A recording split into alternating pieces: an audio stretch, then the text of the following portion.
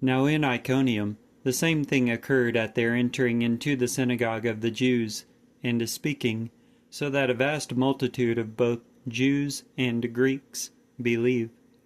Yet the stubborn Jews rouse up and provoke the soils of the nations against the brethren.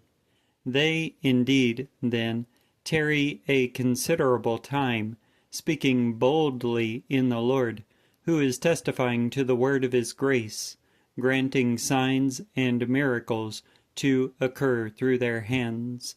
Now the multitude of the city is rent. These, indeed, were with the Jews, yet those with the apostles.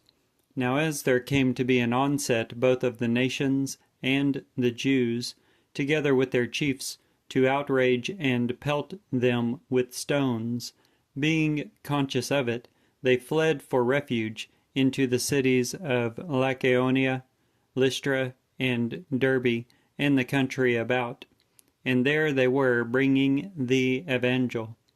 And a certain man in Lystra, impotent in the feet, sat there, lame from his mother's womb, who never walks.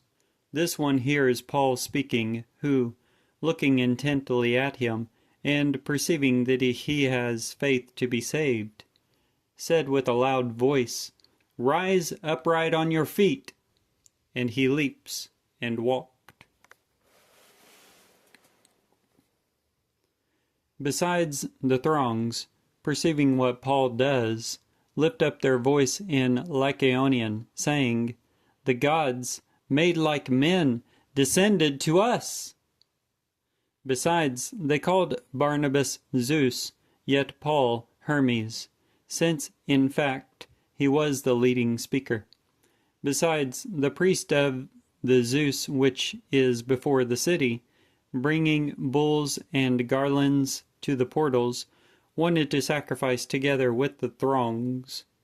Now, on hearing this, the apostles Barnabas and Paul, tearing their garments, spring out into the throng, crying and saying, "Men, why are you doing these things?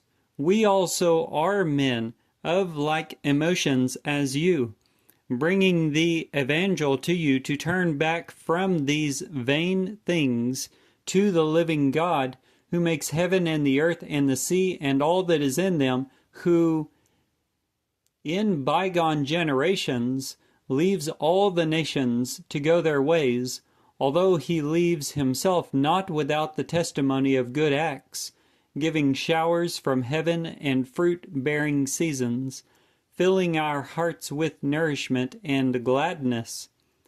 And saying these things, they hardly stopped the throngs, so as not to be sacrificing to them. Yet Jews from Antioch and Iconium come on, and, persuading the throngs, and stoning Paul, they dragged him outside of the city, inferring that he is dead. Yet when the disciples surround him, rising, he entered into the city. And on the morrow he came out with Barnabas to Derbe, evangelizing that city besides, and making a considerable number of disciples. They return into Lystra, and into Iconium, and into Antioch, establishing the soils of the disciples, besides entreating them to remain in the faith, and saying that through many afflictions must we be entering into the kingdom of God. Now selecting elders for them according to the ecclesia, praying with fastings, they committed them to the Lord, in whom they had believed. And passing through into Pisidia, they came to Pamphylia, and speaking the word of the Lord in Perga, they descended to Attalia, and thence they sail away to Antioch, whence they were given over to the grace of God for the work which they fulfill. Now coming along and gathering the ecclesia, they informed them of whatever God does with them, and that he opens to the nations a door of faith. Now they tarried no brief time with the disciples.